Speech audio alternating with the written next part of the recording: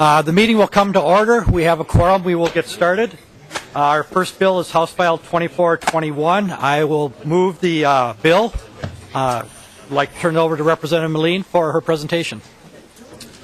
Thank you, Mr. Chair and members. Is this thing on? To House File 2421.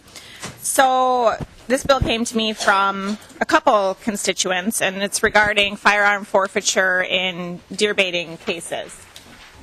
So the current law is that if you violate deer baiting statutes, which is having bait placed near the place that you hunt within 10 days prior to season starting, the DNR issues you a citation and then can subsequently forfeit your firearm and also take away your hunting privileges for the following year.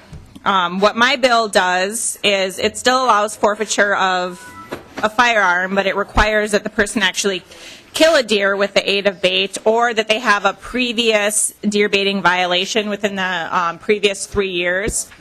And the reason it came to me is because these are first-time citations. They've never had a deer baiting citation before. They didn't actually shoot a deer, but yet their firearm was forfeited. Under Minnesota law, deer baiting is only a petty misdemeanor, which is a non-criminal offense. The maximum fine is $300 for a petty misdemeanor in Minnesota. Yet the consequences they're suffering is having their firearm taken away, which can sometimes be worth a couple $1,000s, can sometimes be a family heirloom. And so I just don't feel that the sort of punishment meets the offense. So what we're doing is all the other sanctions remain in place. You still get a citation for deer baiting. You still lose your privilege to hunt for at least the next deer season. And you still have to pay the fine. But unless you've had a prior deer baiting citation or unless you actually shoot a deer, the DNR can't forfeit your firearm until you meet one of those two conditions. And I don't know exactly how many firearms are forfeited as a result of deer baiting that doesn't result in actually shooting a deer, but it did pull up some stats from 2012 in which the DNR confiscated 135 firearms just for deer baiting. And several of them must have been my constituents because I heard from them. So that's my purpose of bringing the bill forward. Okay, very good. Are there Representative Hansen? Thank you, Mr. Chair. Representative Melin, is this that case where we had that? I remember a photo with a field and a large naturally occurring pile of pumpkins that were there that went to the Supreme Court on baiting. Is this that case, or was that another case of a large amount of pumpkins that were piled in front of deer stands naturally occurring? Yeah. Mr. Chair. Representative Melin. Mr. Chair and Representative Hansen, there is actually an exception in statute that I think was added because of that case, and that's that if you're in an agricultural area where you're growing corn or pumpkins, which was the case in that you're not subject to the deer baiting statute.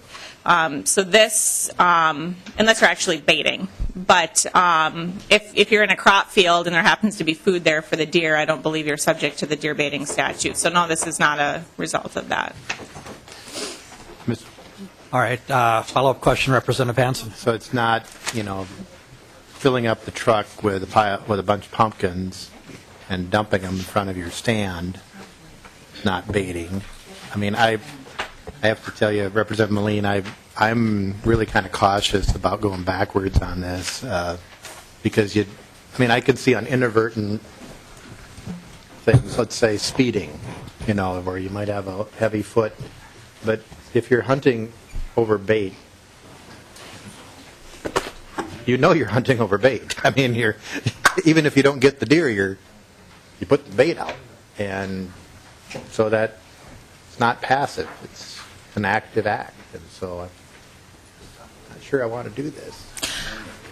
Representative Melin. Mr. Chair, Representative Hansen, this isn't at all condoning deer baiting. Deer baiting is still going to remain illegal. You're still going to be cited by the DNR. You're still going to pay your fine. You're still going to lose your right to hunt. And you're still going to have that on your record as far as a DNR violation goes. All this says is unless you shoot a deer or unless you have a previous citation, even if you didn't shoot a deer, the DNR can't forfeit your firearm. And again, it just goes to, does the punishment meet the crime?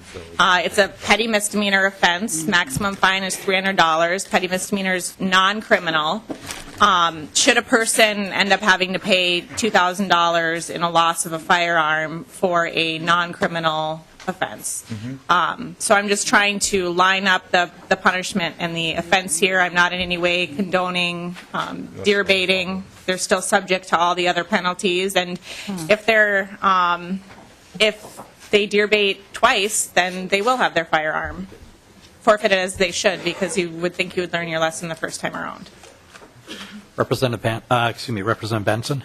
Thank you, Mr. Chairman. I just have a question, Representative Melin, and that has to do, and I don't know the answer, maybe you do, or, DNR. When someone applies for a hunting license, is there discussion in a brochure that's given to them or in the license application that they are not to do baiting? Representative Melin. Thank you, Mr. Chair and Representative Benson. I don't know that for sure. I would imagine that it's in the DNR regulation book that baiting is a violation of Minnesota law. I think most Minnesota hunters probably know that. I would think not very many hunters realize that they could have their firearm forfeited for baiting. And Representative Hansen used the example of a truckload of pumpkins, but we're talking about a lot smaller amount of food. And sometimes people do put it 100 yards from their stand and set up their trail cam to see what the activity is before season starts. And an area is actually considered baited unless you completely remove the product 10 days before season starts. And I think a lot of people probably don't know that. Now, do they have access to that information? Yeah. I mean, anybody has access to the information of what the regulations are. Just a follow-up then. Question, Representative Benson. Thank you, Mr. Chairman. So let's say someone put out corn or other products before hunting season, and it was out there for weeks and weeks, and so the deer have, learned that this is a place they can come and graze. And then the day before hunting season begins, the prospective hunter takes those things away. Is such activity innocent activity? It seems to me, that they're representing the law in some way. But Mr. Chair, Representative Benson, that would still be deer baiting, even if they remove the food before deer season starts. And yes, deer baiting is illegal, and they're deliberately putting the feed there. I'm not disagreeing with you on any of those points, that those actions would be deliberate. Again, this just goes to whether or not the punishment meets the offense. And I can think of very other few areas of law where somebody who's subject to a petty misdemeanor pays thousands of dollars basically worth of penalties for a non-criminal offense. In fact, I can't really think of any except possibly drug forfeiture laws. Mm-hmm. Representative Benson. Thank you, Mr. Chair. Just quick, and I just wonder if DNR would be willing to come down and specifically go through exactly how carefully or how easy it would be or how obvious it might be for someone who applies for a hunting license to be informed that they're not to do baiting. Welcome. What's the literature look like, for example, on that? Welcome to the committee. If you could please introduce yourself and then go ahead and respond to the question. Thank you, Mr. Chair. For the record, Rodman Smith, Assistant Director for Enforcement, Department of Natural Resources. Mr. Chair, Representative, when people buy a hunting license in the state of Minnesota, they are given the option to have a synopsis, and in that synopsis is basically a synopsis of all the hunting laws, and there is a section in the synopsis that does address baiting. And that's a copy of the synopsis that every hunter gets. There's a similar one for fishing. and those are offered to people when they do purchase their license. So that, I believe, is 2012. I didn't have a current one, so then it is addressed in there. Okay, thank you, Mr. Smith. Representative Benson. Thank you. And just a quick follow-up. Did you say they get the synopsis only if they ask for it, or is it given to everyone who applies for a license? Mr. Chair, Representative Benson, they're supposed to be offered it when they purchase it, but the network that we have for selling licenses are gas stations, Walmarts. I mean, you could have a 17-year-old kid at a Walmart that was in electronics one day and selling fishing licenses the next, and they might not know to give it to the person. Yeah. But usually they're made available to people. Thank you, Mr. Chair. Thank you, Mr. Benson. Representative Cornish. Mr. Chair and committee members, just for some background on this, in respect to the people that don't hunt, if you're a hunter, you'd have to be somebody that rode up here from Florida on a peach train to not know about baiting. It's been highlighted in Outdoor News, the Trib, the Pioneer Press. There's done sports articles about it, and it's in the synopsis. And the penalties used to be greater than what they are now. I think if we didn't take the firearm, we should probably raise the penalty to $1,000 then, because the problem is if the fine is so cheap now and it's not a criminal conviction, that if we water it down and take away the ability to take the firearm away, then we've probably put it to nothing. There's lots of violations where you don't have to have a actually shoot the deer or harm wildlife, where they take your equipment away. And then we've gotten harder on violations lately in Fish and Game. We've even attached restitution, not only the fines. We've made it quite expensive to violate the game laws. So that's the problem that I have, is that we wither it down to nothing. And the DNR, and I think a lot of wildlife groups have found out that baiting is quite harmful to deer instead of helping. And so it's just, I really would worry about this, about not the ability to take the firearm away. And I've taken literally hundreds of firearms away when I was a conservation officer. I don't think any one of them ever approached over $350 value, probably. But so I worry about the thing. I think it would be, there's officer discretion involved. You don't always have to take the firearm. I wrote a lot of fishing licenses where I didn't take the equipment, and a lot of other violations where I didn't take the equipment. And so it's just a worrisome thing to me if we water it down too much. Thank you. Okay. Representative Isaacson. Thank you. Just to make sure, the gentleman from the DNR, I just have a question for you on this. Just out of curiosity, about how many, do you have an idea of how many firearms you're taking away a year in this situation due to catching people?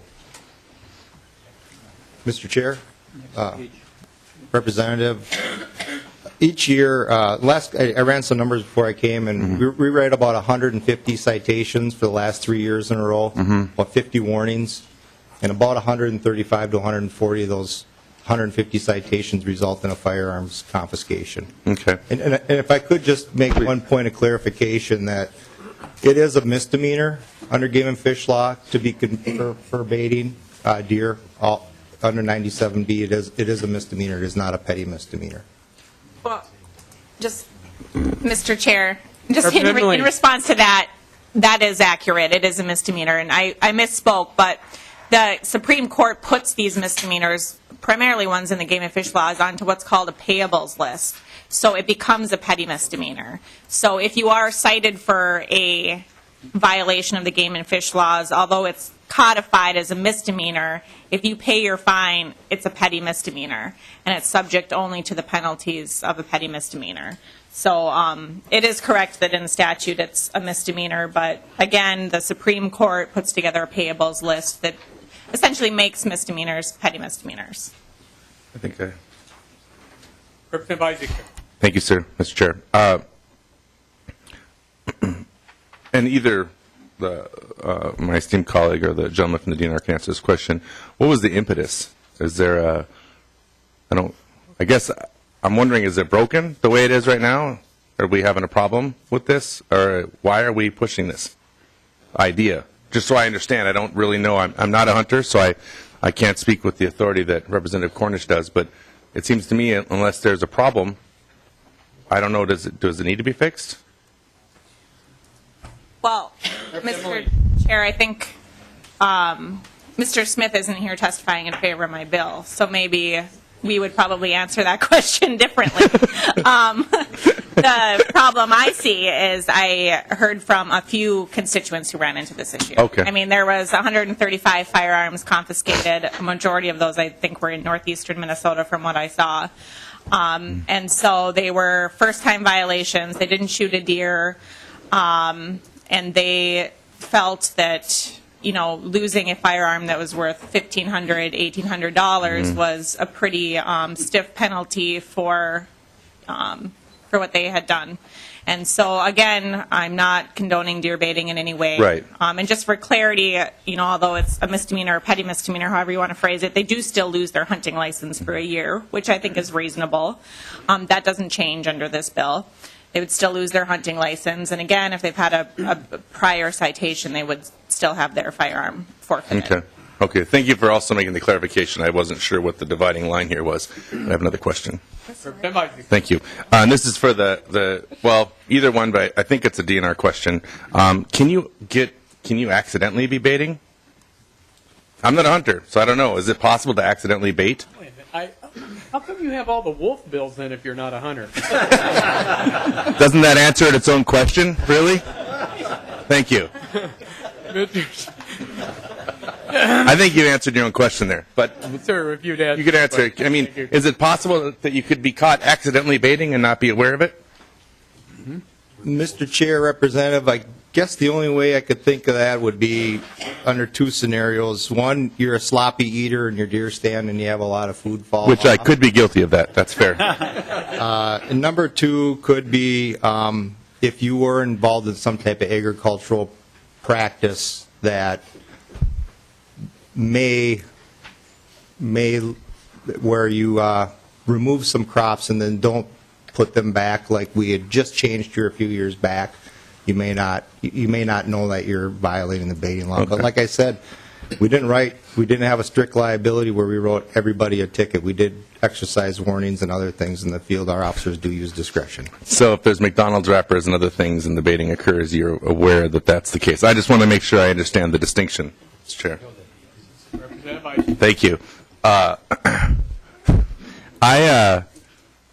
think that I understand, and I certainly have constituents that come to me with ideas that I think are important, and I in no way, with no disrespect intended, I don't know why this is necessary to change it. I don't feel comfortable changing it. I think that if there's a law in place and you know your laws, and you should probably follow the laws, especially if you're walking around with firearms. I think that's pretty crucial. And so I don't know that I could support this, but I'm not sure what your intention is, if it's going to be laid over or for a vote. I don't know.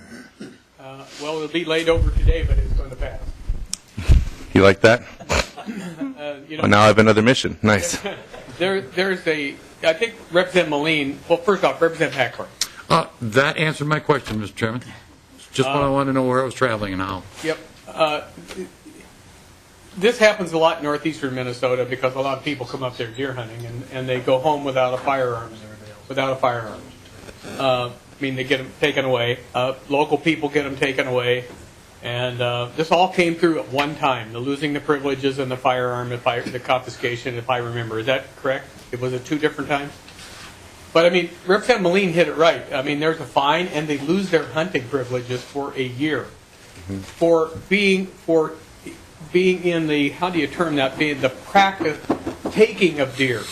The word taking is where the problem is. Taking can be, well, Representative Melin, can you explain what taking means? Yeah, so the statute says, Mr. Chair, the statute says take, which I think of take as you actually kill the deer and take it with you, but it's hunting. So anything in the pursuit of hunting, walking to your deer stand, crawling up into your deer stand, under the statutes, that's the definition of take. So, can I ask a question? So when you say that, and I'm always happy to be educated on these things, so when you say the taking, that means that if we catch someone who is, by all accounts, according to the judgment of the DNR officer, baiting for a deer, but hasn't caught the deer yet, you're concerned that we shouldn't be taking their firearm. However, if 15 minutes later they have caught the deer, then you have no problem with them taking away their firearms. I would Representative Isaacson, that's what the bill. I would respectfully disagree with that. Thank you. Other questions? Oh, Representative Bogenius, I'm sorry. My only question is, are you going to have the Deer Hunters Association chat with us now, or is it at another time when this comes up again? Just your choice. I think they're coming up right now, Representative Rukavina. I have Rukavina on the brain because we just found, in the tax committee, we just found that Representative Rukavina passed a law that got him 3 cents for a project, not 3 cents per ton times 80 million tons. And so, I mean, this is a great day. We're about the same size, Mr. Chairman. I want you to know that I amended it so he got his 3 cents per ton. 3 cents. Mr. Chairman, Thank you to the committee. Mr. Chairman, thank you. For the record, Corey Bennett, representing the Minnesota Deer Hunters Association. I do have to say that since this was just introduced about a week ago, I would say we have not had a chance to fully vet this within the Deer Hunters Association. We had our annual meeting a couple of weeks ago in which we took up bills that had already been introduced and took official positions. I can say that we don't have official position on this, so we probably are neutral. I mean, I could guess where we would probably be on this if you would like me to, Mr. Chairman. I can't imagine there would be a hunter that would like to lose their weapon on a first violation. We certainly do not condone baiting. We strongly oppose any baiting of any kind. But certainly, as Representative Melin said, there are fines in place. You do lose your deer hunter's license. And so I can imagine where we would come down on this if we were to take an official position, which would probably be to support or to look at some other variation. I would do think that maybe one of the things we could look at is on page 1, lines 1.1, looking at the 3 years, if that's a possibility that somehow maybe we move that up a little bit for a second violation to maybe a 5 or 7 or 8 or possibly 10 years. I'm not going to try to figure out what that should be for the committee, but that might be something so that if for some reason somebody on their first offense inadvertently, for some reason, was written up for this offense, that if it ever happened again within the 10-year period, they would lose their firearm. I could see something like that as a possibility, Mr. Chairman. Questions for Mr. Bennett? It doesn't appear to be. Anyone in the audience like to testify for or against the bill? All right. I had a question for Mr. Smith. Is the suspension of the hunting privileges only related to the big game? I think that's how that was passed. Mr. Chair, you're correct. Okay, so it doesn't have to do with small game. They wouldn't, nothing, duck hunting, pheasant hunting, just big game. Okay. Representative Melin, further comment? Well, thank you, Mr. Chair and members. It looks like Mr. Smith maybe wants to make a comment, so I'll let him go Well, first. Mr. Chair, I guess I've answered a few questions, but I haven't had a chance to speak to the bill, if that's okay. That would be okay. All right, thank you, Thank Mr. you. Chair. Mr. Chair, just for the benefit of some of the members and kind of where we got to with baiting and why the department as a whole frowns on baiting is, first off, it is feeding deer and feeding wildlife, and our department is averse to people feeding deer because of the very real threat of spreading disease when they get nose to nose. And so as a whole, the department doesn't like the fact of feeding deer. And when baiting started, the fine was about $100. And after a few years, that fine got raised to $300. A few years after that, we still couldn't stop the baiting, and we started seizing firearms.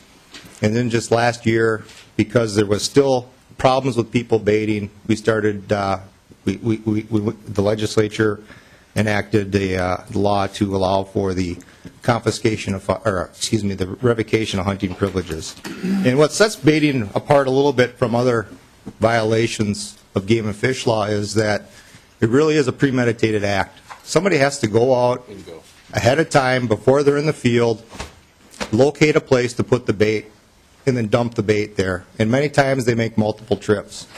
Whereas a lot of the other violations that we see in game and fish law tend to be more sometimes violations of opportunity, violations of circumstance.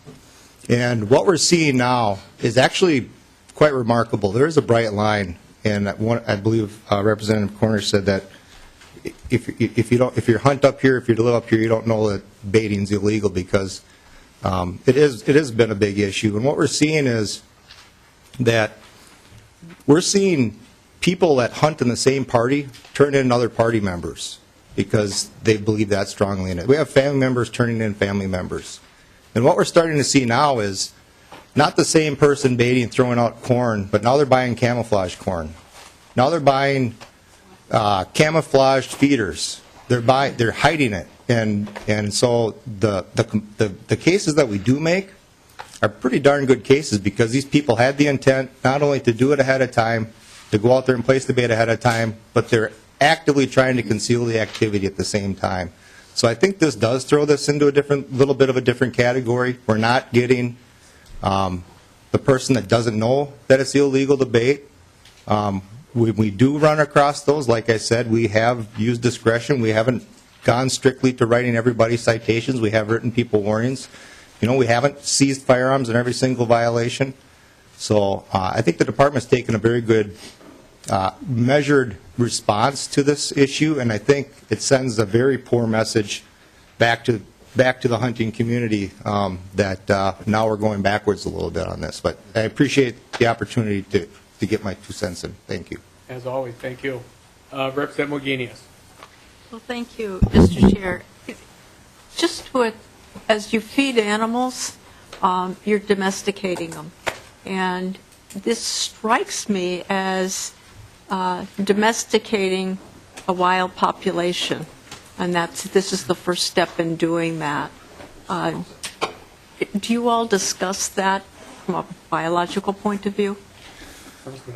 Mr. Chair, Representative Wagenius, the discussions we have are that, and from what we hear from constituents out there that are calling in and making these complaints, is that some of them feel like deer hunting is going to become a competitive sport, where am I going to have better bait on my field than the guy next to me? And the fact that we're not going to have the traditional role of hunting where people go out and scout an area, they look for the natural deer movement, because feeding deer makes deer act differently. There are municipalities around the state that outlaw the feeding of deer in the city limits because they get so many deer that will cross major highways. There's so many car collisions and whatnot that becomes a safety factor. So when people do feed deer, they act differently. And so as far as the domestication portion of it, we haven't had those conversations, but they definitely do act differently. Well, I would be interested, it does strike me that if they're acting differently, that is the first step in domestication. So that we aren't going to have the sport of hunting anymore, because it doesn't take much to domesticate an animal. If you're feeding them, you're the friend. It would be interesting for you guys to go back and discuss this with biologists and see how they feel about it. Representative McNamara. Thank you, Mr. Chair. I have 2 questions. Colonel Smith, does Representative Melin's bill affect? There's a very gray area in the baiting of small game, specifically waterfowl and pick fields or not pick fields, and how they've been manipulated. Does this bill in any way affect? Because I know you have taken or levied some pretty serious fines, I think, on folks where it was a real gray area. Does this have anything to do with that? Perfect. Mr. Chair, Representative McNamara, no, it does not. And all those baiting laws are CFR. Those are federal laws. And we just basically have in the state of Minnesota that a violation of federal law is a violation of state law. Thank you. Well, thank you, Mr. Chair. I was pretty sure I knew the answer to that, but I do have feelings for those folks that get caught in that, because I think some of them are legitimate. I've got real reservations about people baiting deer, though.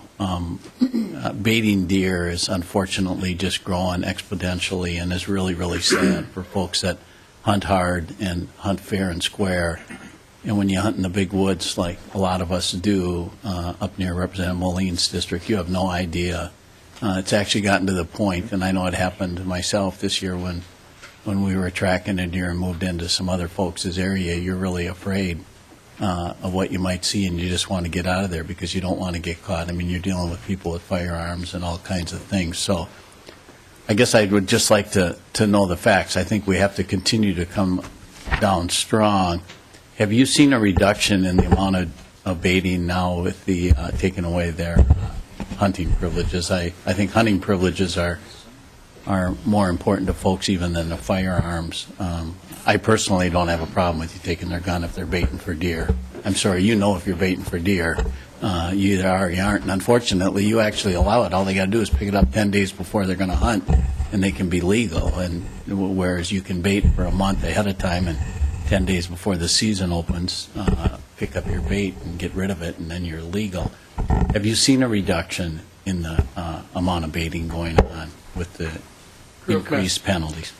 Mr. Chair, Representative McNamara, we're writing about the same amount of citations a year, but the people that we're catching are at a different classification.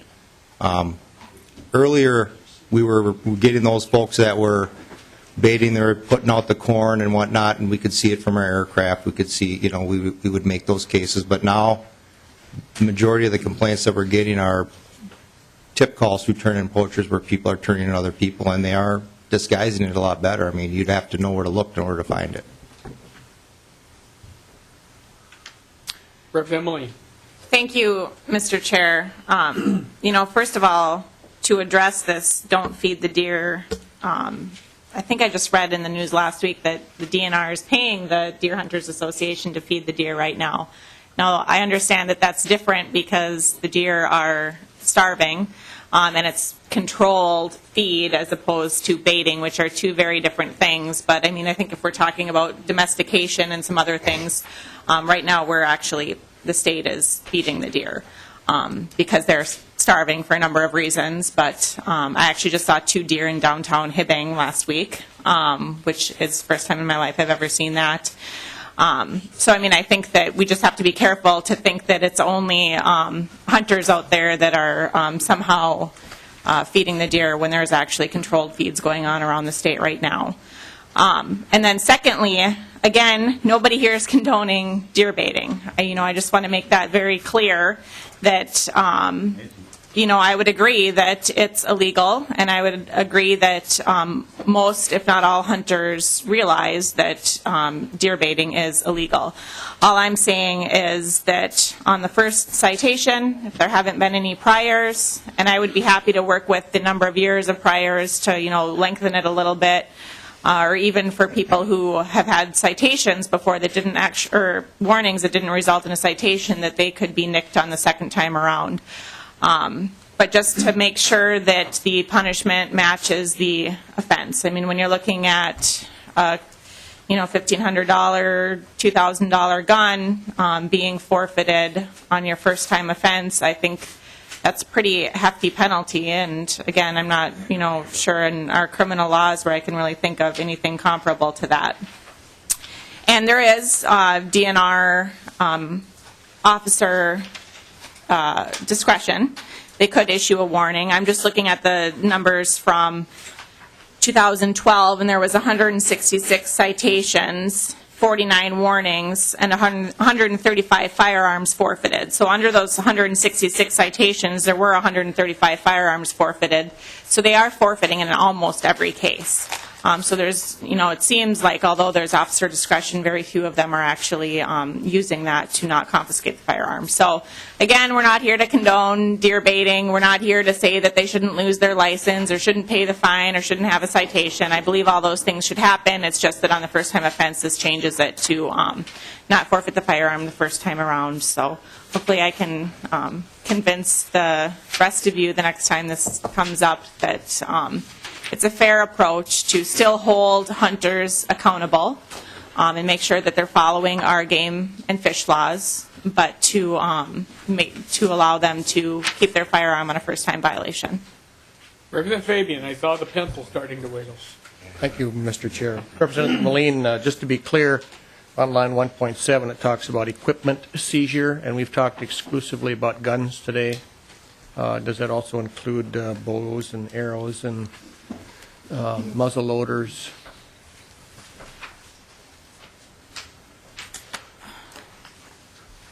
Mr. Chair. Representative Melin. My intent was to include just firearms. So I guess I don't have the full statute book in front of me, so I don't know what's in that particular section.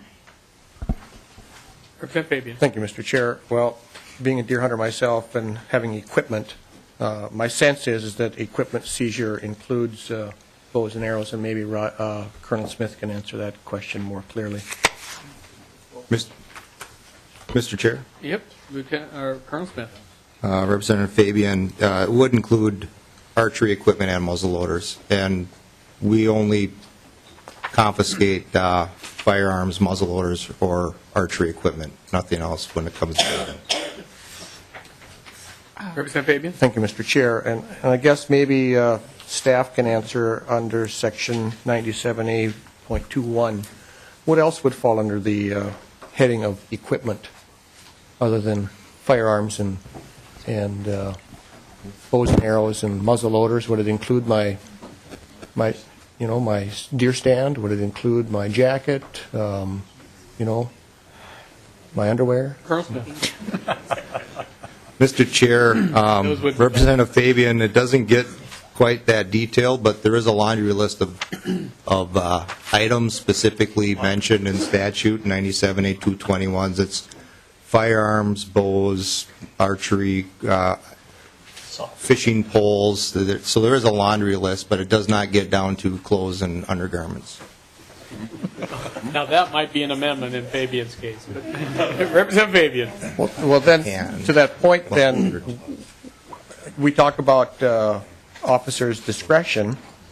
Does the DNR have a policy about, I mean, if it's available to an officer to confiscate certain things, there's a number of cases that you've cited where they didn't confiscate something. I'm curious to know, Representative Wagenius talked in committee yesterday about fairness. Where is the fairness in the application of the rules with regards to equipment seizure?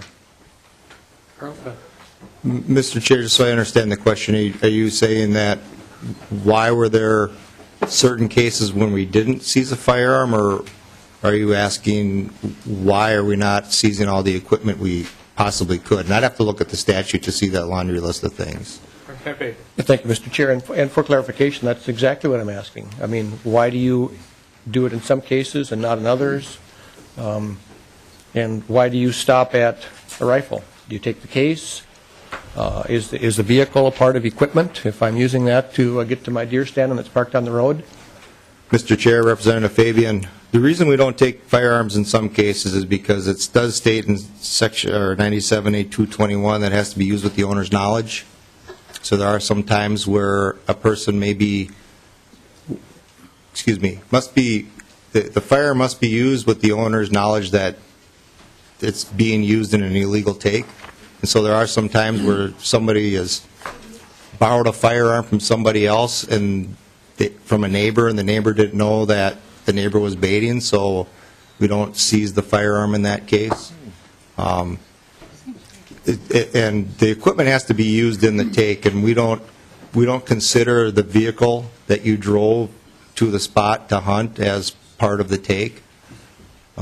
We keep that separate, so we've just been concentrating on the firearms. And again, I'd have to look at the laundry list, and I can get back with you offline and give you a better answer. Well, Representative Fabian, I think that's the purpose of the bill.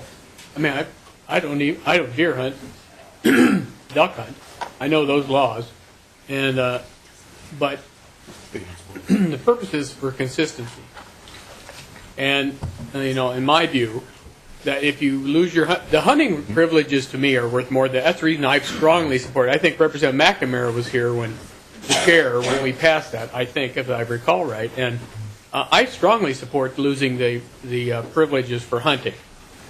But for a first-time offender on this, I think that we can get the value of the restitution, so to speak, can be wide from an old 308 to a very expensive Weatherby rifle. And I mean, I don't see the fairness there. Now, after the first time, after a first offense or something like that, that's a whole different story. And also, I'm reading in the 2012 and I don't have 2013, but it says new laws. This is our pamphlet, and it doesn't say anything that I can find real quickly about confiscation of the gun.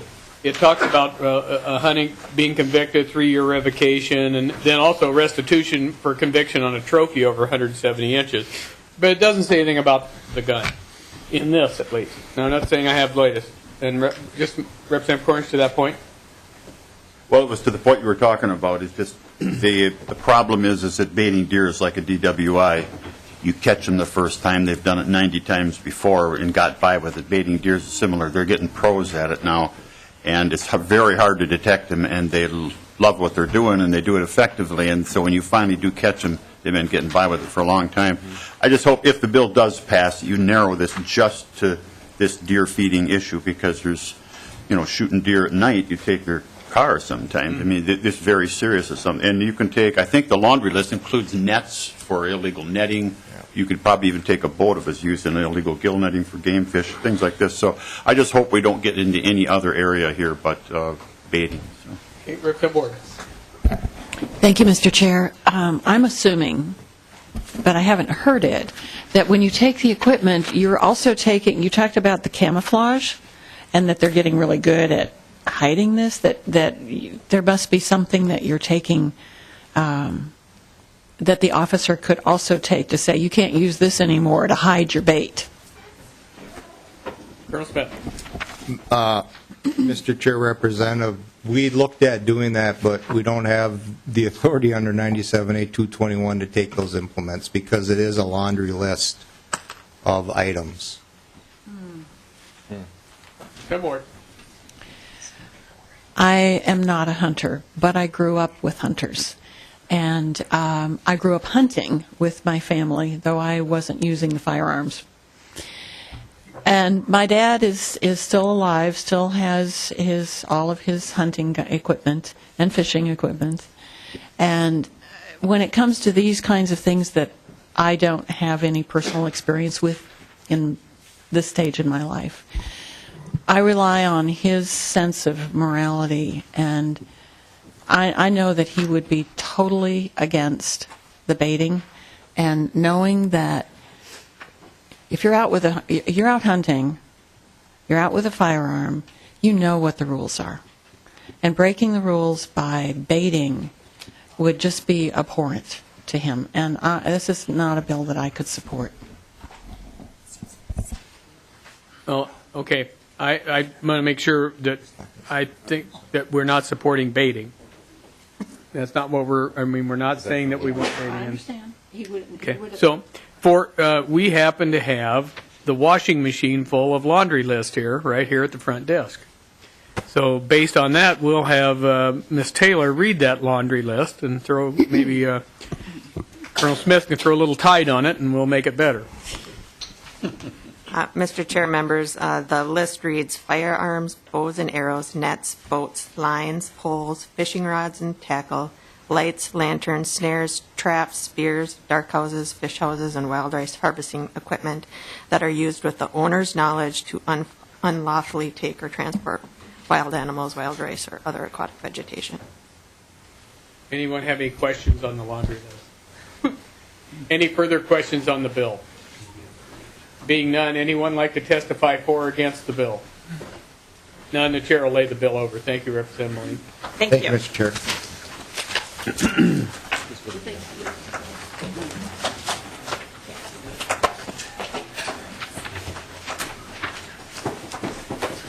So the next bill before us, members, is House File 2542. Representative Hortman.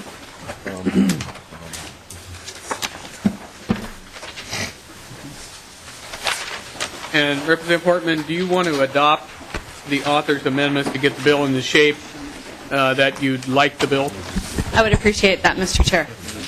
Yeah. So the chair will move the bill, House File 2542, and that'll go eventually to the Consumer Protection Finance and Policy Committee.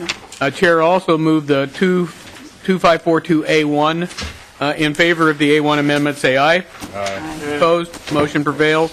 And then we have the 0819. A14 amendment. Is that correct? Yep. And so the chair will move that. All in favor say aye. Aye. Opposed? Motion prevails. Now we have House File 2542 before us as amended. Representative Hortman, to your bill. Thank you, Mr. Chair. Members, this is a policy bill brought to me by the Pollution Control Agency because I've carried a number of bills in the past banning different mercury products.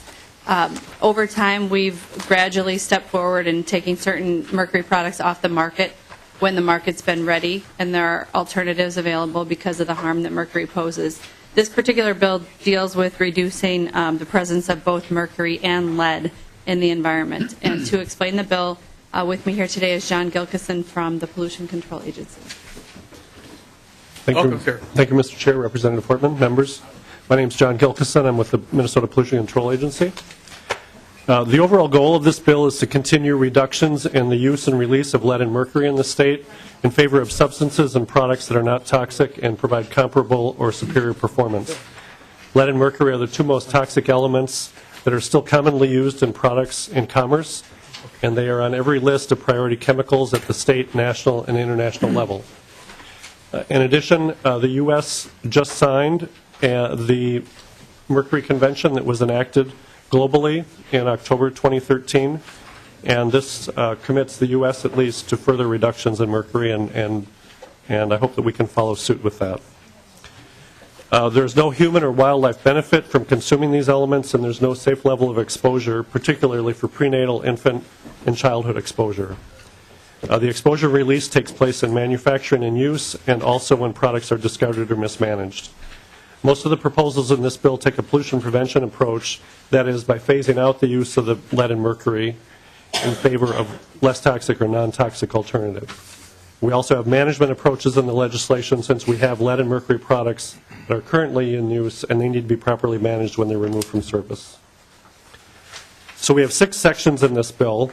The first 2 sections broaden the mercury product management requirements and disposal prohibitions that are now in state law, and we broaden that from categories of products or specific types of products to all mercury-containing products. As an agency, we're frequently running across mercury products that don't fit into the categories that are currently in law, so the requirements for labeling or proper management don't neatly apply, and we sometimes have difficulty with both outreach and enforcement around these products. We propose to change the language so that labeling and disposal requirements in the law apply to everything that contains intentionally added mercury in that product. Section 3 addresses mercury thermostats. It strengthens the statute that's been in effect in Minnesota since 1992. It does not change who is responsible for thermostat management, as all parties agreed to many years ago. The proposed changes explicitly assign thermostat manufacturers the financial responsibility to properly manage mercury thermostats that are removed from service.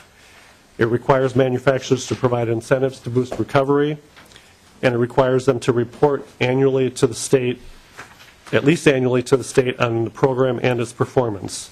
This information was provided voluntarily in the past, and it is no longer being provided to the agency. It also provides antitrust protection so that the manufacturers can collectively manage thermostats through a stewardship organization in the manner that works best for them. There's a very large amount of mercury in thermostats that are currently coming out of service, so it's critical that they be managed properly and with accountability by the manufacturers. Section 4 eliminates obsolete allowances for the purchase and use of mercury thermometers that were included in Minnesota's landmark mercury thermometer law in 2001. Mercury thermometers are no longer required at any state or federal law or rule. They are no longer certified as primary standards by the National Institute of Standards and Technology, and there are non-mercury products available for nearly every application. The proposal allows the agency to accept an exemption that's approved by another state that's part of an interstate organization overseeing mercury product phase-outs, and we have similar language for switches and relays now that was enacted in 2007.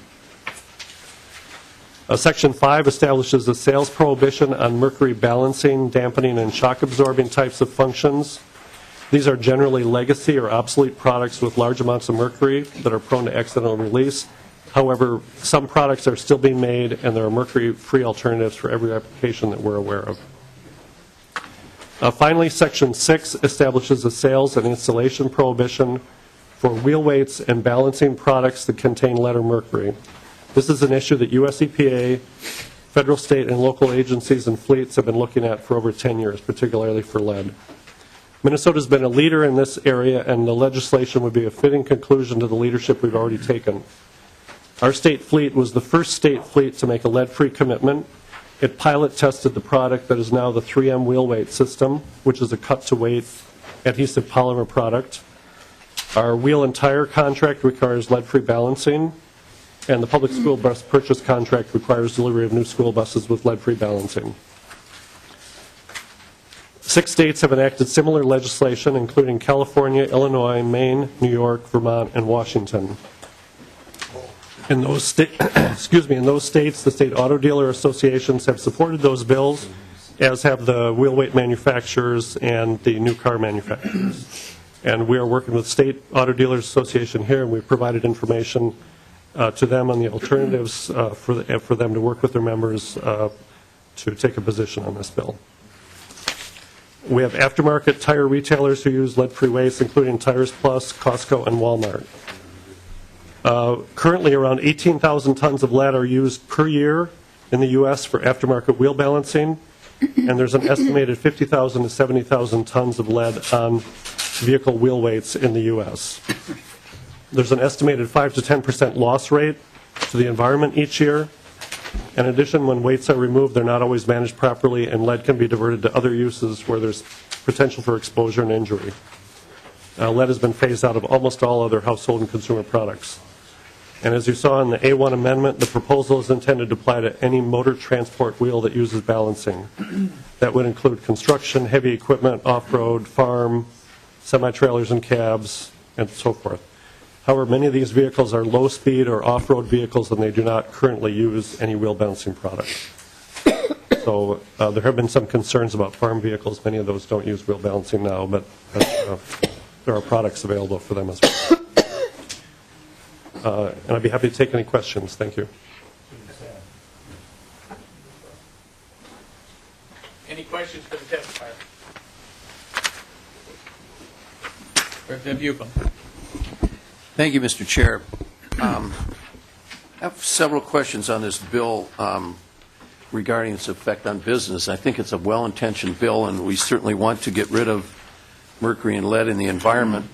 But on page 2, subdivision 5, with regard to thermostats, line 2.15 through 2.18, we have a very large company in this state. Their headquarters are no longer here, but they made a lot of thermostats in the old days, Honeywell. And now, how would this language affect them? A manufacturer of thermostats that contain mercury, that may replace thermostats that contain mercury, is responsible for the costs of collecting and managing these thermostats. Now, there's got to be at least 1 million homes in Minnesota that still have your little round, bronze-colored Honeywell thermostats sitting on the wall. How is this going to affect Honeywell or a similar company? Go ahead, sir. Chair, Representatives Committee, Representative Buchan. Honeywell made a commitment in 1992 to operate a end-of-life thermostat collection and recycling program, and that program has been in place in Minnesota for 20-plus years. We've had reporting on the progress of that program for quite a few years, but they no longer report to us on what they're doing. We do not know what they are collecting. The recovery rate in Minnesota has never exceeded 15%, and the manufacturers have also committed to running a national program, but they do not provide any incentives and very little publicity for this program. And what this proposal does is establish in statute that they should follow up on the commitment that they made to us in 1992 to operate that program.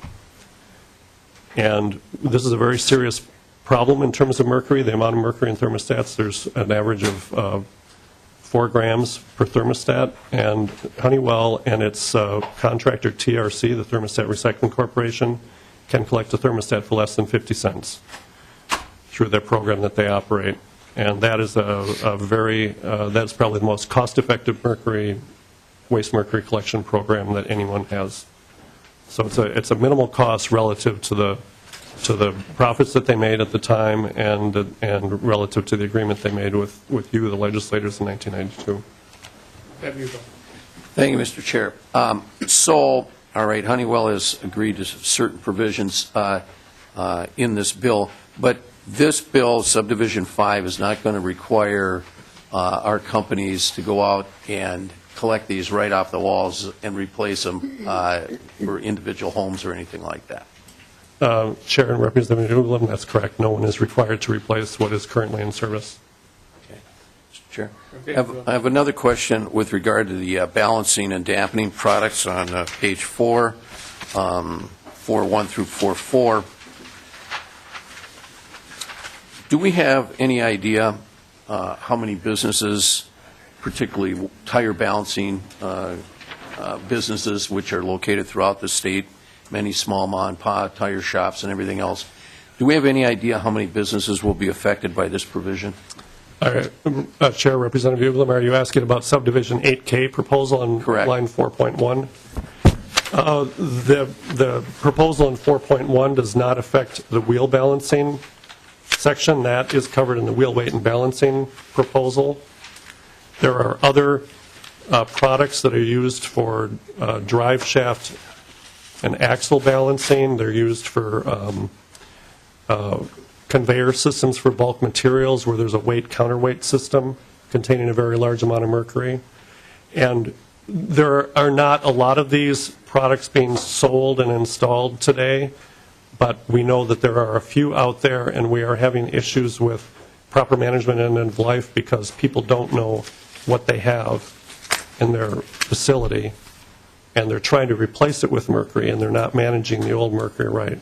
And so what we are trying to do with this is give us both outreach and enforcement tools to ensure that those products are managed properly when they come out of service and they're replaced with a new non-mercury product that's going to provide them with better, safer service. Chair. So this is only when the product comes out of service. So it says they will not be able to sell, offer for sale. If they're existing right now, they won't be. Nobody's required to remove anything from service under this proposal. They would be required to manage it properly and replace it with a non-mercury item. So they were essentially foreclosing their option to replace it with a new product or to install a new product. Thank you, Mr. Chair. You're welcome. Further questions? Representative Fabian. Thank you, Mr. Chair. In a follow-up to Representative Uglem's questions, you said when talking about Subdivision 8K, you said we have issues. What are the issues? One of the issues is the drive shaft balancer that uses about 30 pounds of mercury. And this is a product that's manufactured in California and sold nationally. And this is used on, it is used on truck wheels as well, so it would fall under the Section 6 of the bill. But for the Subdivision 8K proposal, we know these products are being sold to use as a drive shaft balancer for aircraft and over-the-road trucks. It's a large unlabeled product that operates at high speed that contains 30 pounds of mercury. And this company will not comply with any of the labeling and sales restriction requirements that are in place in Minnesota and other states. So we have no idea where these products are being used. We have no enforcement mechanism currently in law against this kind of product because we don't cover this in our categories of mercury products. These are totally unnecessary products in the operation of these vehicles. And so that is one specific example of a product that we're trying to remove from the market and from use in Minnesota. Thank you, Mr. Chair. Well, then, are we going to become an outlier here in Minnesota with this law? Chair, Representative, are you asking if we are the first state that will enact this provision? No, this is prohibited in several other states as well, Connecticut, Rhode Island, Louisiana. Representative Fabian. Thank you, Mr. Chair. Any of our neighboring states, any of our border states? Chair and Representative, I don't believe any border states have a similar provision at this time. Thank you, Mr. Chair. Well, it also says here, it's not just the manufacturer, it says a person may not sell. How do you define person? The guy that works in the back room at the shop that's putting this in? A person is a person or a corporation, I believe, Chair and Representative. Representative Fabian. Thank you, Mr. Chair. Can we get clarification from staff on the definition of person? Ms. Taylor. Oh, 3 left. Mr. Chair, Representative Fabian, I'm not sure with respect to this particular section of law. Let me check that out. Thank you. Representative Fabian. Thank you, Mr. Chair. Well, I guess I am concerned that we are going to become an outlier. It'd be interesting to hear from the people who are affected by this what their reason is for selling, offering for sale, distributing, or installing here in the state of Minnesota. Chair, Representative, if you could introduce me to any people who are using this, I would be very grateful because I've been trying to find those people and talk to them about this product. Thank you, Mr. Chair. Well, then, if we can't find those people and we don't know that they're, what's the purpose of the bill? How are you going to enforce the laws? How is MPCA going to enforce this? Chair, Representative, first we're going to go to the manufacturer of the product and advise them that it is illegal to sell this product into the state of Minnesota for any use whatsoever. And this gives us additional leverage against the manufacturer. Representative Fabian for the question. Thank you, Mr. Chair. Well, back to the thermostat questions. There again, how many businesses? We mentioned the Big H. How many other businesses that are doing businesses here are going to be affected by this? Chair and Representative, Honeywell is the only manufacturer that has or had any corporate presence in Minnesota that is a thermostat manufacturer. However, there are 35 to 40 corporations are part of the Thermostat Recycling Corporation, which includes, as far as we know, every company that made or marketed a mercury thermostat in the past.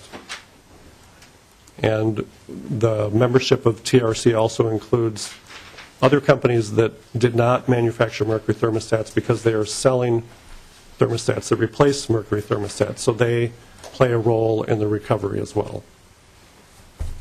Representative Fabian. Thank you, Mr. Chair. Well, Mr. Gillickson, I'm also wondering about those other manufacturers. How are you going to enforce this? What's the enforcement mechanism? Chair and Representative, we have that list of manufacturers. We will be communicating with them and advising them that they must participate in the Minnesota program and provide the evidence of that to us. Thank you, Mr. Chair. So then, just say hypothetically that somebody chooses not to do that, and they are the manufacturer that supplies thermostats for the plumbing shop in Rosa or Hallock, and all of a sudden they can't get those. Have you put thought into how you're going to help those small-town businessmen get through this? Chair and Representative, I think TRC has a much greater interest in requiring those companies to be members and participate because of the market mechanisms. And the people who are involved in that are going to be part of TRC. And they are going to, because TRC will compel them to be involved. Thank you, Mr. Chair. And then earlier in your testimony, you said that we have a very large amount of mercury thermostats coming out of service. Can you give me the data on the numbers there, please? I do not have that with me today, but I can provide that to you. Further questions, Representative Fabian? Yes, Mr. Chair. Go ahead. Thank you. To the wheel weight and balancing, so forth, I do have some concerns about the scrap metal people in my area. We've had a number of issues over the last few years that they've been very active in with me personally. How is this going to change their business model, Representative? Hortman, can you answer that question, please? Representative Hortman, that's a very good question for you. Yes, Mr. Chair and members, I know as a former employee of a metal recycling facility that those of us in the automotive industry use our state association to educate ourselves about which components of the vehicle we have to handle separately. For example, mercury switches. I was going to say the guys. The businesses who shred the cars that we sell them after we've crushed the vehicle don't want any of those hazardous materials in there either because it affects their emissions at the metal shredding plant. So the association does a pretty good job. As things like this come along, the association will have a little training session. My husband was former president of the association, used to do these kind of training sessions to say, hey, there's a new law in case you didn't know. You got to get the stuff out of the wheels before you crush the car, before you sell the part. Representative Fabian. Thank you, Mr. Chair. Well, Representative Hortman, then, seeing as to how I live 360 miles from here, where are those training sessions held? Representative Hortman. Mr. Chair, Representative Fabian, last time I had dinner with members of the organization, I think their conference was at the Mall of America. I think that the folks in the association have those meetings all over the state, and the folks who do the training travel all over the state. Representative Fabian, we have the answer to your question. Mr. Eloff has the answer. Mr. Eloff.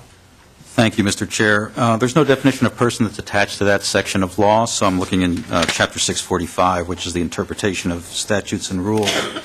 And there it says that person may extend and be applied to bodies politic and corporate and to partnerships and other unincorporated associations. So it will include businesses. Thank you. So I guess what I'm somewhat concerned about is when we are saying person, the person working in the shop all of a sudden is the person who's installing this, and I have some concern for that. Is my concern misplaced? Mr. Chair, Representative Fabian, are you asking who might be a violator? Yes, in I that am. sense? Representative Fabian, I think that's who's the responsible person, correct? Mr. That's Chair. what I'm asking for clarification on the bill, please. Mr. Chair, Representative Fabian, we have the same laws with regard to a person may not emit stormwater, et cetera, at John's Auto Parts. And whenever we were dealing with the PCA, they weren't asking our particular employees. They were dealing with the corporate leadership. So I just confirmed with Mr. Gilkison, and they don't go out and look for individual sales people.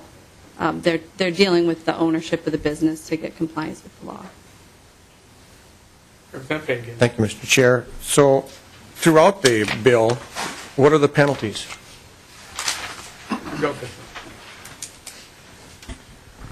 Chair, Representative Fabian, many of the amendments proposed here are in 115A932 and 11692, which are the mercury statutes, and there are some specific penalty provisions in those two statutes for household or business violations. And for 116.931, the wheel weight provision, I believe that falls under the general environmental penalty provisions of Chapter 116. There is no specific difference in penalties laid out here. Representative Fabian. Thank you, Mr. Chair. So is it a misdemeanor? Is it a felony? Is it a fine? I'm curious. Representative Hortman.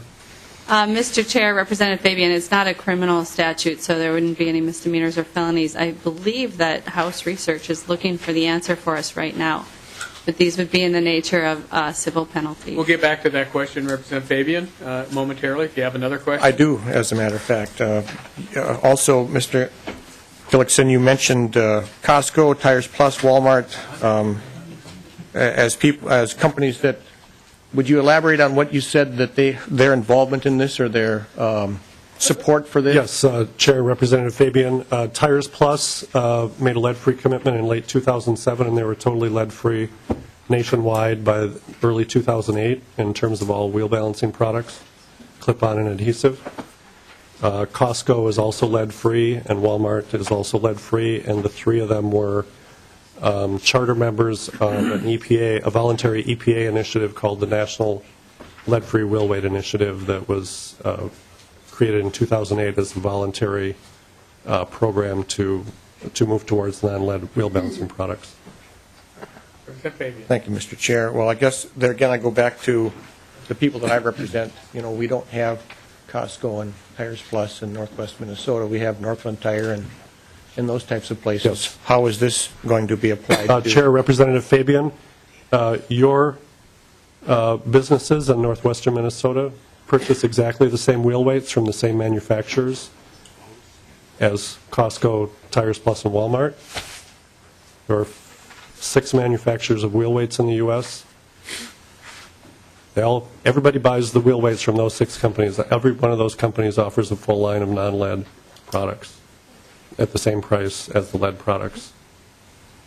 So when your tire companies go to their supplier and say, we're looking for a non-lead wheel balancing product, that supplier will have a full line of choices for them at the same price. Thank you, Mr. Chair. And I probably my last question. So where's the data on the problem that the lead wheel weights are creating? USGS has done a study on lead wheel weight loss, which estimated 5 to 10% loss from wheels annually in the U.S. There are other anecdotal studies conducted by a variety of organizations around the country, including government agencies. And in this case, it isn't so much demonstration of a problem as we know that lead is a risk and we have better products available today at the same price. So we'd like to move in that direction as a pollution prevention approach.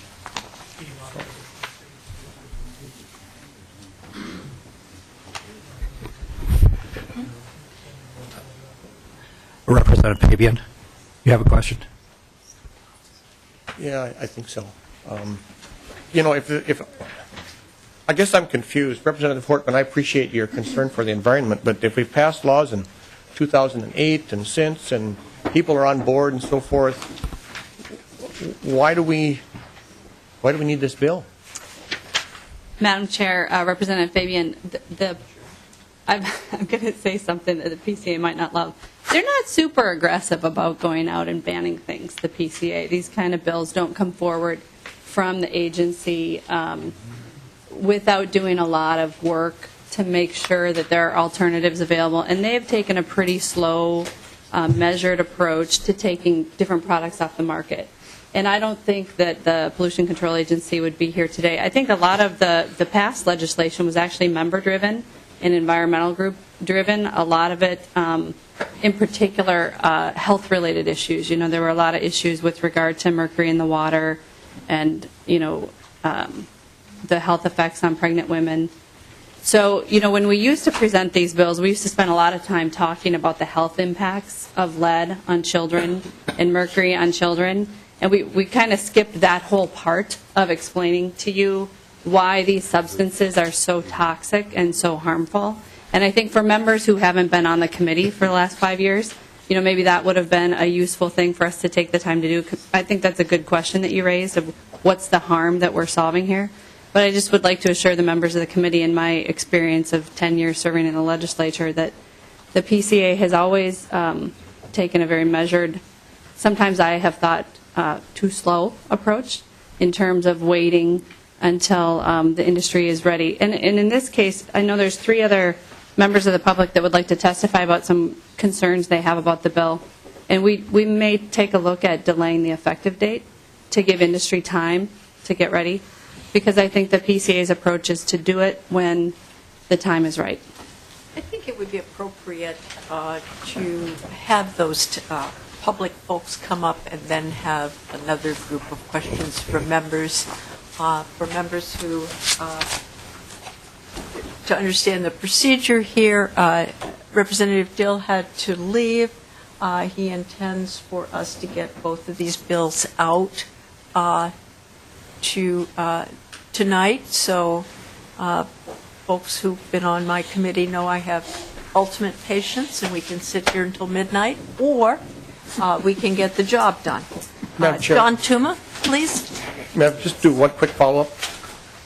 You can, but why don't we wait until we get have the public testify, your questions may be answered. Otherwise, you are on the list. Thank you. Madam Chair and members, my name is John Tooma. I'm here on behalf of Conservation Minnesota. I'm also speaking on behalf of Clean Water Action, actually, because Deanna White wanted to be here, but she apologized that she couldn't make it tonight. So we just wanted to lend our support to Representative Hortman and the PCA. I would concur with Representative Hortman that the PCA has been very cautious. We were part of the broad coalition of organizations that came together about 5 to 10 years ago to try to push mercury legislation. It was far more contentious back then. We were dealing with much larger industries like our energy industries. So these are initiatives that we've been working on. And by the way, they're initiatives that were led by Tim Pawlenty, our Republican governor. Conservation Minnesota prides itself in being a bipartisan organization, and we believe Minnesota should be a leader in this area. And the reason we need to be leaders is because we all love our hunting and fishing and our lakes and getting out into our great outdoors. I love to fish. I love to go up and catch nice big fish up in the boundary waters. And I can tell you we let them all go because the joke is when you catch a big fish, there's more mercury in that fish than there's probably in a thermometer. And so you only eat the small ones. And Minnesota should be a leader in this area. And we're taking these small steps. We should encourage our PCA and our agencies to continue the momentum that was started back in the Pawlenty administration towards getting rid of mercury and lead in our environment. And so we applaud Representative Hortman and the PCA for their efforts to keep that momentum moving forward. Thank you. Mr. Quails? You're up.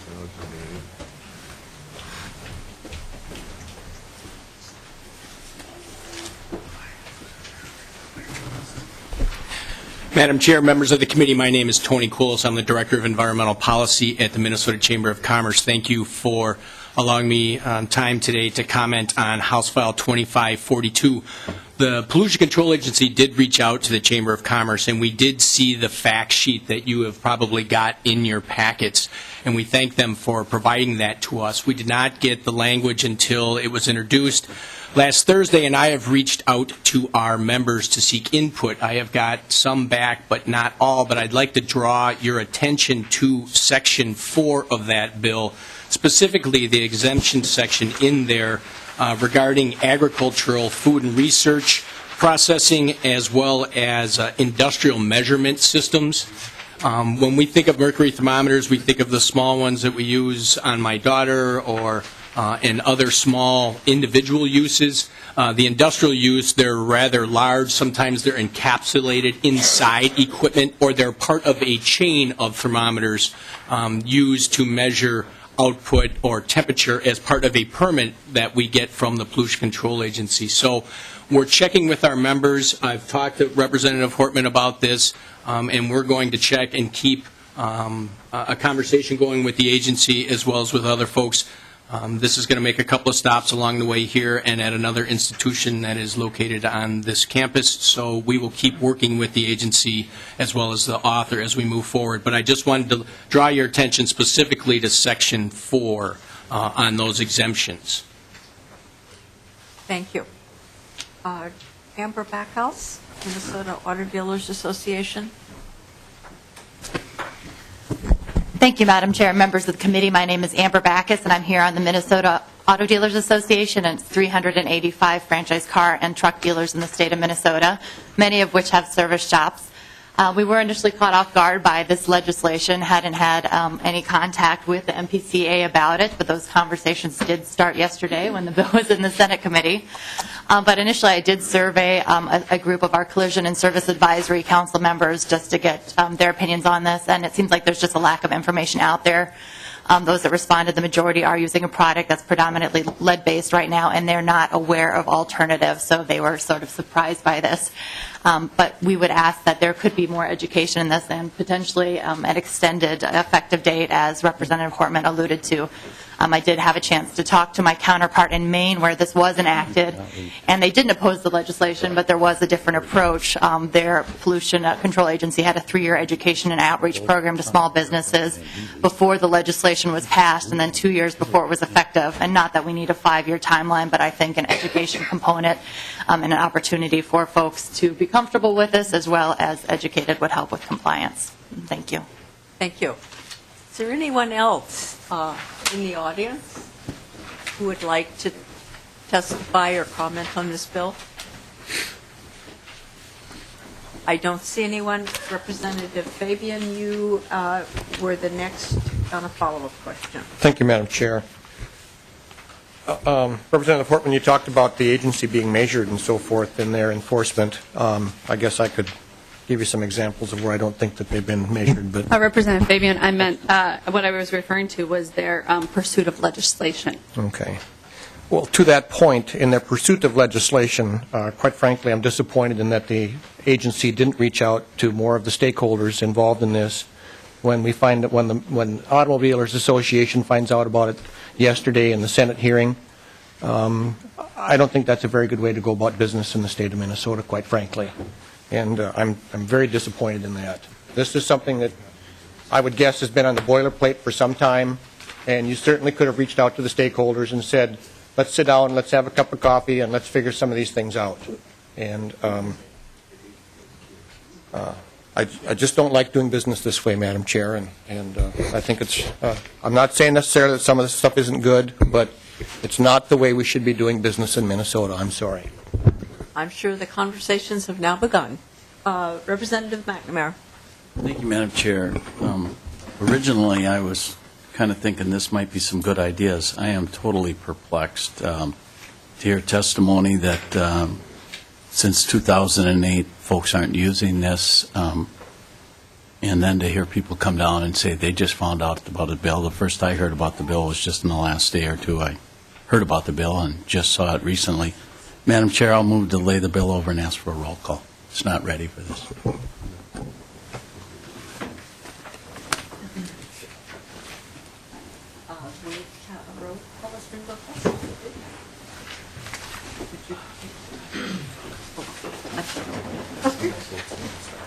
Right, the chair will vote no. We do. So the motion, does everybody understand the motion? I think they do.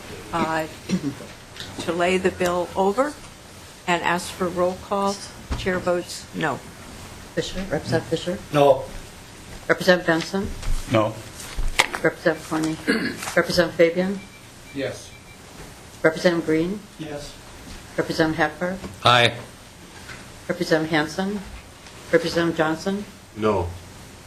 Representative Isaacson? Negative. Representative McNamara? Aye. Representative Purcell? No. Representative Ugel? Yes.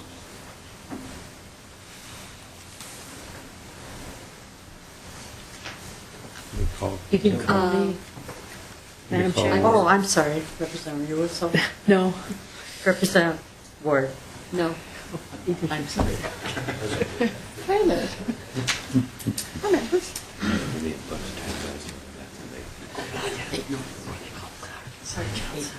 There were 8 noes and 5 yeses. The motion does not carry. We will continue with the discussion. Representative Hackbarth. I'll pass. All right. The bill is before us, members. I see no other questions. And the chair renews the motion that House File 2542 be re-referred as amended and re-referred to the Committee on Commerce, Consumer Protection, Finance, and Policy. All those in favor say aye. Aye. Any opposition? No. It carries. Thank you, members. We are going to go on to the next bill, which is House File 2543, and the chair will move that for re-referral. Representative Hortman. Thank you, Madam Chair. This bill is also a PCA policy bill. It's a regulatory efficiency package. And I believe the reason that the PCA approached me on this bill is in 2008, I want to say, we formed the Bipartisan Small Business Caucus. and Representative Dietrich and I and others explored the issue of how long it took for businesses to get permits. And we initiated a bill in the 09 and 10 session that I carried to streamline the permitting process. I believe Representative Fabian picked up the remainder of what I wasn't able to get passed in 2010, and he introduced it as House File 1 in 2011. So this continues along the path blazed by me in 2009 and 10 and Representative Fabian in 2011. The objective is to try to make things faster and smoother. And with me here to explain the bill is Kirk Gavel.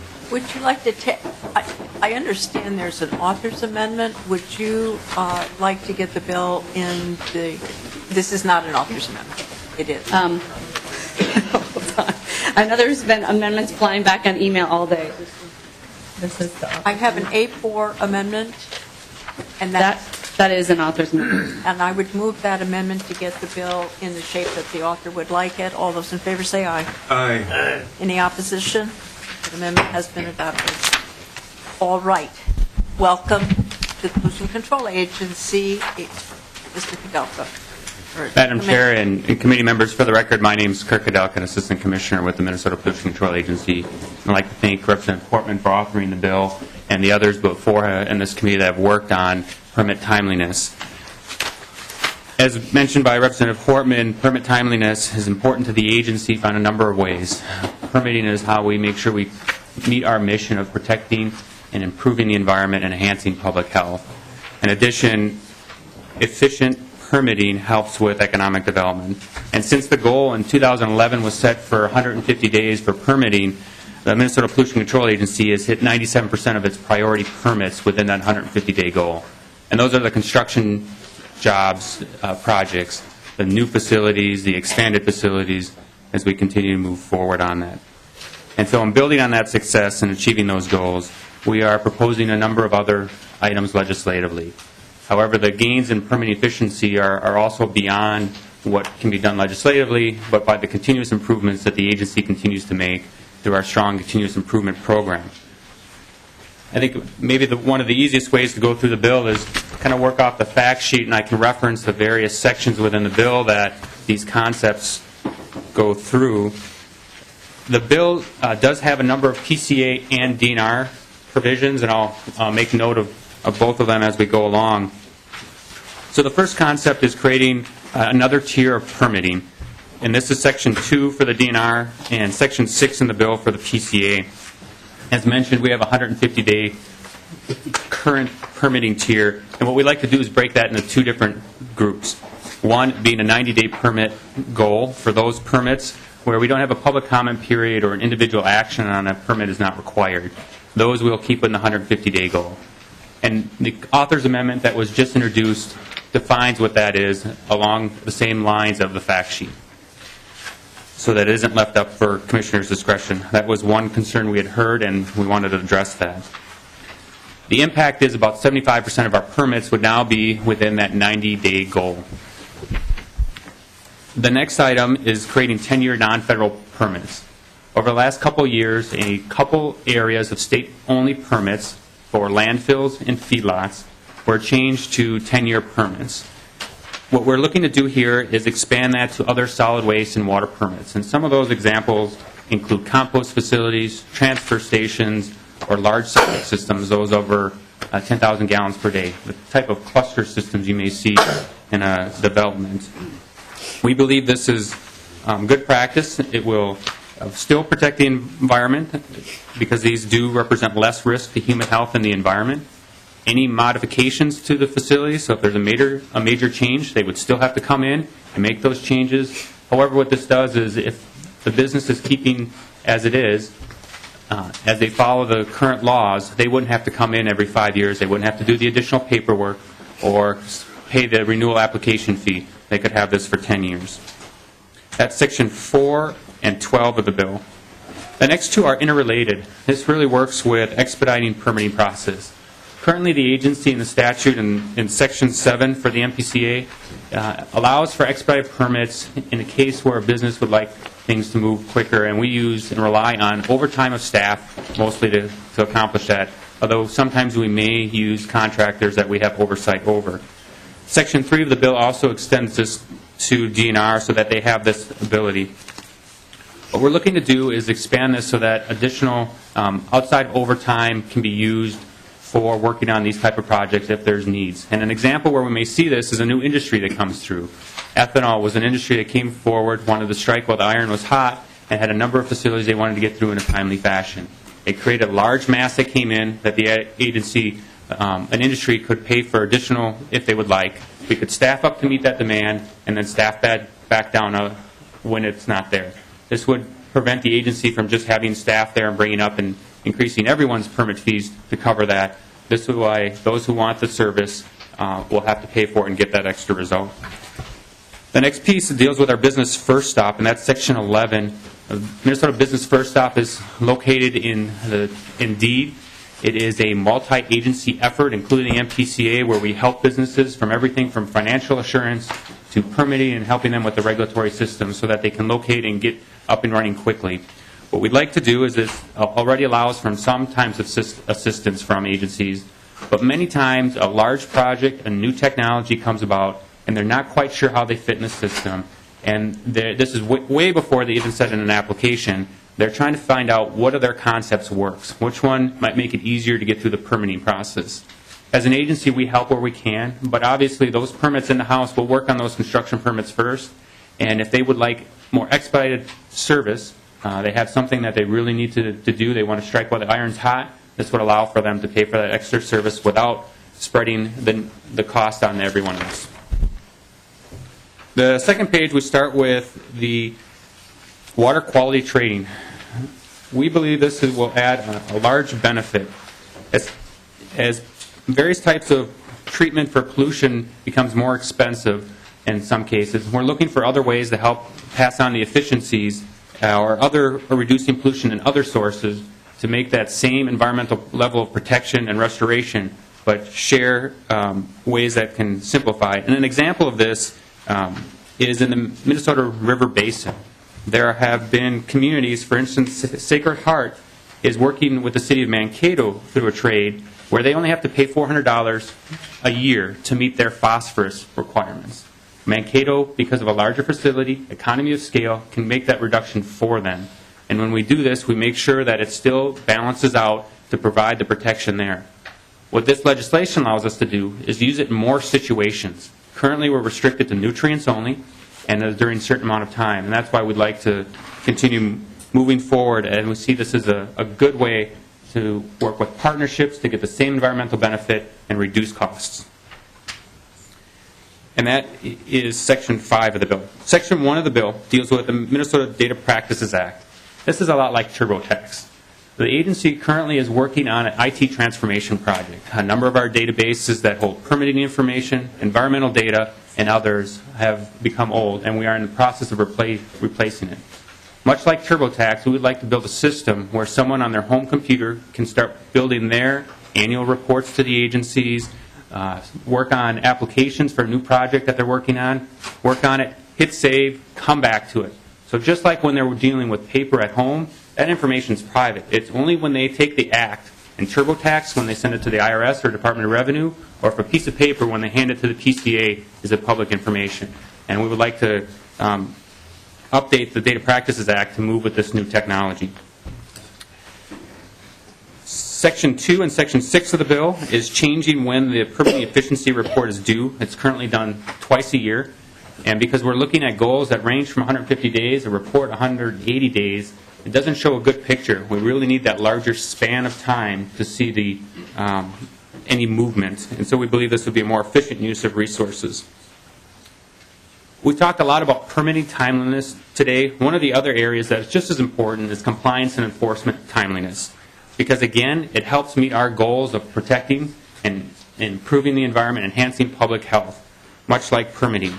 In addition, resolving compliance issues also help with permit timeliness. Many times when a facility comes in and they may have a lingering compliance issue, Those things need to be wrapped up before we can issue their permit to expand. So it's in their interest to get that done in a rapid fashion. What I want to do is just start off here by talking about what this doesn't do, these next couple sections. This does not increase the maximum penalties that the agency can levy. That's in another section of statute under Chapter 115.071, where the maximums per day per violation are listed. That is not being changed in this, and I've got that statute I can hand out later if folks are interested. What we are proposing to do is change some other mechanisms. And in Section 8, we make two changes. One is an administrative penalty order, and when it's used when there's multiple parties to a situation. There's been an interpretation, if there are multiple parties, we can only use this tool if in aggregate their penalty was under $10,000. We believe the interpretation it was for each inspection in that. And so a real-life situation here is in the case of asbestos, where the removal was done incorrectly. There may be a number of folks that have some aspect of that. It could be the removal contractor, the demolition contractor, and the project manager. After going through it, we just decide each should be assigned a $6,000 penalty. We can't use this tool. What ends up happening is we have to use a different tool, which takes more time. In general, when we're looking at timeliness, an administrative penalty order from discovery to closure is 250 plus days to get that taken care of. Some of our other tools, if we can't use an administrative penalty order, is a stipulation agreement. Then we start getting from discovery to closure up to 850 days. So this is one reason we would like to use administrative penalty orders.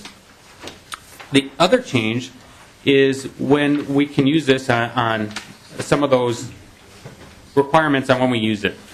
In a normal case, when we find a compliance situation, we go in and first we look at and see what happened, what was the impact, and how do we fix it. And later we then look at whether or not a penalty should be done. We have a number of enforcement tools, but and many of those are non-penalized issues, such as letters of warning or notice of violation. But if because of the impact to the environment, history of past use, willfulness, and other contributing factors, a penalty may be required. And if that's the case, we find out the dollar amount. If it's something that ends up in, say, the $10,000 to $20,000 range, this is an area where we would like to use the administrative penalty order because we can get it resolved quickly. We can get it fixed. Administrative penalty order can only be used in situations where a remedy can be done in 30 days. If this is a larger issue, we understand we have to use other tools. But this would help in a situation. And an example is in 2010, there was an unpermitted wastewater discharge from a processing plant, where when we went through all the issues, we looked at it and said that, this should be something that should fall within the $20,000 penalty range. Looking at that case, what we could do is it would have taken 150 days less time if we were able to use an administrative penalty order compared to others. Finally, Section 9 and 10 deal with SSTS, septic system violations. When looking at these violations, they tend to follow in certain buckets and arrive at a certain amount, at similar amounts. One way to expedite the correction action here is for field citations. So in statute in Section 9 and 10, you see those reoccurring situations, and since they're over and over the same dollar amount, we're just going to put them in statute, and then that way we can use a field citation, which would help move up the situation. That's the bill. There's one piece that's in the author's amendment that I just want to highlight that is a little different. And that's, if you look at the amendment, starting in line 1.12 through line 1.25, is how the SSTS septic system tank fees process works. Currently, it is a cumbersome process for the three parties involved, counties, the MPCA, and the installers that pay the fee. We're proposing a different structure that would help make it easier and less confusing for all involved, and so folks have the certainty of what's going on. And we believe this would be an improvement. We've talked to the professionals that would be the ones that potentially could have a violation under this. Earlier versions they were supportive of, and we've also shared this with the counties, and they have reviewed it also. With that, I'd wrap it up, and thank you for your time, and if you have any questions, I'd be more than happy to answer them. Madam Chair, I would like to reiterate one point that Mr. Kudelka made, because I thought it was very confusing when I read the draft of the bill. And I just draw members' attention to page 12, section 8. when they came into my office with this proposed bill, I said, why do you want to double the penalties? And it took me a while to understand what they're doing here. What they're doing is they're raising the limit on situations that can go to the less onerous dispute resolution process. So it would be like raising the limit for a conciliation court case. When we raise the limit for a conciliation court case from $7,500 to $15,000, we're letting more people use a cheaper process to resolve disputes. And so in this case, what the agency is doing is taking more people and putting them through the faster, cheaper way of solving problems rather than the more cumbersome, long-term, expensive way of solving problems. So the better way to look at Section 8 is a reduction in attorney's fees spent by the business involved, because we're moving from a process of 856 days to 256 days. So I think the way it's drafted, it's confusing because the only section, the only portion of 116.072 you have is subdivision 2. But if you look at the remainder of 116.072, that becomes apparent, and the handout, I think, shows that. Members, I am cognizant of the hour, and I think maybe for efficiency purposes, if they're clarifying questions, we'll take them now, then we'll take public testimony, and then we'll have a discussion of the bill. Is that okay with members? Okay, I'm getting a kind of signal that that's okay. So we have Mr. Quillis is up, and then I will ask if anybody else in the audience would like to testify.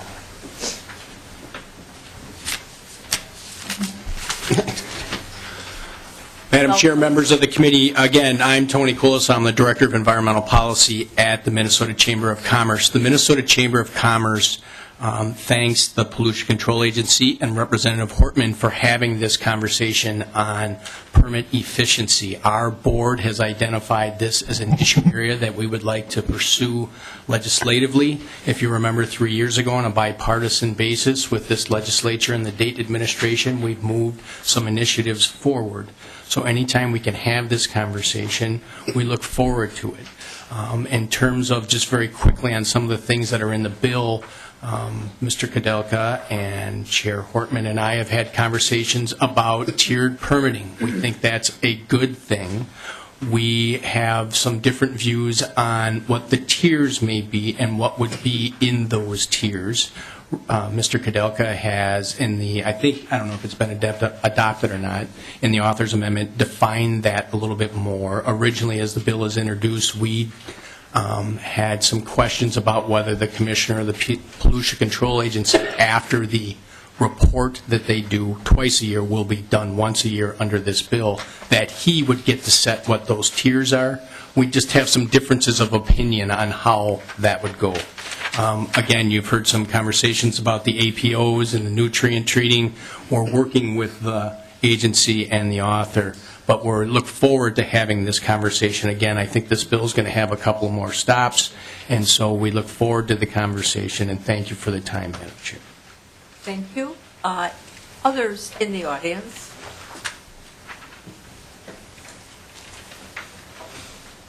Others in the audience? No others in the audience, then we will go to members' questions. Members' questions? Representative McNamara. Thank you, Madam Chair.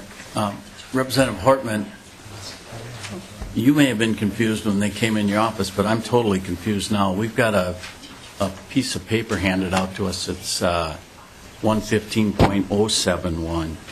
You're talking about 116.072. I don't think I've got the right, I can't follow what you're talking about. It's really not an increase, it's a decrease. Mr. Bell. Madam Chair and committee members, the handout is the authority the agency has for the maximum penalties. We wanted to illustrate that is an entirely different part of statute. We are not changing that. Subdivision 3 is where that has that amount of the maximum for penalties for violations, and then the difference for maximum for hazardous waste-related penalties. We just want to show and illustrate the difference that they are different sections of statute. We are not changing the maximum penalty amount. I have an amendment here that may, and I don't know, I don't have a name on the amendment. I have an A2 amendment. The only one I have, pardon? That may be the time to discuss this issue if you would like to move the amendment or not. Thank you, Madam Chair. I would like to move the amendment at least for discussion. Okay. That amendment, Representative Fabian has moved Amendment A2. It's before us for discussion. If the author would like to reiterate what she said before, I think that would clarify what is in this bill. Representative Fabian, this was exactly where I was coming from when they walked into my office. I was thinking, well, I can carry this bill as long as they take this section out. But I think what your amendment would do is what it throws people back into the more onerous dispute resolution process. So people who would be fined between $10,001 and $20,000, instead of having access to the cheaper, faster APO process, would be thrown back in the soup with the longer process. I forget what they call it, but it takes on an average of 856 days. So I think it would be more pro-business to not adopt the amendment. Thank you, Madam Chair. And I'm not necessarily disagreeing with you. Some of this stuff is a little confusing. You've had a couple more days to digest this than I have. That being said, on lines 12.9, 12.10, and 12.11, beginning July 1, 2019, every 5 years thereafter, we're adjusting for inflation. If we want to be business friendly, then I'm not sure where that is being business friendly. Madam Chair, Representative Fabian, and that's a different section of the bill, and Mr. Kudelka will address that section. No, it's not. No, it's not. I'm sorry, Madam. I'm sorry. The inflationary piece. Madam Chair and committee members, this is so that as time goes on, that same amount of ability, it doesn't erode on time. As Representative Hortman has mentioned, as inflation increases, this ability to move into the more efficient and less attorney cost process erodes over time, and this keeps it just as it continues to move along. So it keeps that same level of value to businesses and others who would be in this situation. It's modeled off of what the EPA does for its penalty system. Madam Chair, Representative Fabian, I think the best way I can think of it and understand it is the conciliation court example. So today you can go into conciliation court at $15,000. Then in a year, $15,000 is a different amount. But we still want the smaller disputes to go to conciliation court. So if we adjust it with inflation, we keep steering small disputes to conciliation court, even though the actual dollar in controversy goes up. But it's only going up by the amount of inflation. Madam Chair, I guess I'm willing to withdraw my amendment, but what are the following stops for this bill? Do you have any? I think it has a number of stops. If you would like to list them, I know there's a lot. You will have an opportunity in finance to revisit this bill. Okay, I'll withdraw my amendment. Thank you. Okay. All right, members, I don't see any other questions or concerns. Did I miss something? Oh, I'm sorry, Representative Packer. Well, Representative Fabian had follow-up questions. Okay, I'll go first then. Thank you, Madam Chair. On, let's see, what is this section? Section 9 of the bill. Mr. Kudelka, could you explain that section a little bit better to me? Just everyone in my district has a septic tank. And I'm wondering what we're doing here. How are my septic folks going to feel about this, the people that do the pumping and the installing and the repairing of septic systems? How are they going to feel about this section of the bill? Are they going to like this? Tell me a little bit more about what this actually does. From your explanation earlier, it sounded like it's going to be easier to find these people, and who's going to go after them? Who does the enforcement on this? Madam Chair and committee members, good questions. I'll just start off on page 13 there. That is a list of a number of items within the rules dealing with SSTS, and most of them, you're correct, are dealing with the professionals that do this type of work, including whether they have a bond or they're following the requirements. And so what we've done when we've looked at these, we find they tend to fall in that $1,000 to $3,000 range, these type of violations. They keep the same pattern. They're reoccurring. And so instead of going through the much longer process of putting together an administrative penalty order, which it does have some more requirements and time on the businesses, they want to get things quickly fixed and move on to the next thing and get this behind them. No one wants a lingering potential compliance and enforcement case hanging over their head, so they want to resolve this. We have shared it with the operators of this concept in the past, and we have not heard back any opposition to it.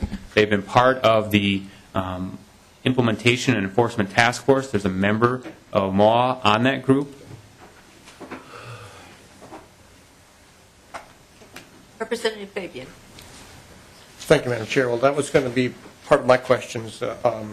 I looked through here, the new language on page 15. We've got all kinds of new language for increased penalties. I'm just really, really uncomfortable with some of this stuff. Mr. Gadelka, you talked about you have your concerns and so forth, but just like the previous bill, you don't have any data here to support the problems that you're having with regards to septic systems. We seem to be just looking for a problem. Madam Chair and committee members, we did pull information on septic system administrative penalty orders from the fiscal years 2009 to 2013. And during that time, there were 121 situations where we did take on an administrative penalty order where there was a penalty. There were others, many more, that were resolved through letters of warning, notices of violation that didn't have penalties. And under that situation, we believe of 121, 68 of them could be resolved in a much quicker fashion using the field citation. This would be the same amount of penalty. It's just a process that moves along quicker, requires less attorneys and others being involved in the process. Having said that, though, that does not eliminate their ability to appeal. They have an entire process to appeal, whether it's to the Office of Administrative Hearing, to have their case heard before an administrative law judge. An administrative law judge, it's not like a normal courtroom. They will help the person out. They don't have to have the same legal understanding, nothing against attorneys, but it's much simpler for folks to work through that system and get them heard in a way that's fair to them. Also, they have the option to still go to the district court. There are still appeal processes built into this. Okay, I did hear the crack about attorneys. I know that this is an anti-attorney bill because there won't be as much need for attorneys, but I am going to let that pass to Representative Hackbarth. We'll have the last question, and then we're going to call for a vote. Well, thank you, Madam Chair. And you make this sound like it's easier for these septic folks to move on. It's also easier for the MPCA, you didn't answer the other question on who's enforcing this, to go out and find these people. It's now we have we can go out and write them a ticket, and now we're going to get $500, and it's easier to get it that way than to go through the appeal process. It's easier for you guys to come up with more money, to tag them. And I think it's going to be more of a burden on these people than we think it is. And I think we're going to start getting complaints from them, and we're going to have to come back and fix this thing once these folks find out exactly what we're doing to them. This is terrible, terrible legislation. Well, we will have another opportunity in finance to go over some of these same questions. I renew my motion that House File 2543 be re-referred as amended and re-referred to the Jobs, Economic Development, Finance, and Policy Committee. All those in favor say aye. Aye. Any opposition? No. It is passed on. It's re-referred and as amended. Thank you, members. We have two sections of minutes for February 25th. Is there somebody who would be so kind? Representative Purcell moves the minutes of February 25th. All those in favor say aye. Aye. Any opposition? Those minutes are adopted. We have the minutes of March 4th. Representative Porcel will move the minutes of March 4th. All those in favor say aye. Aye. Any opposition? Minutes are adopted.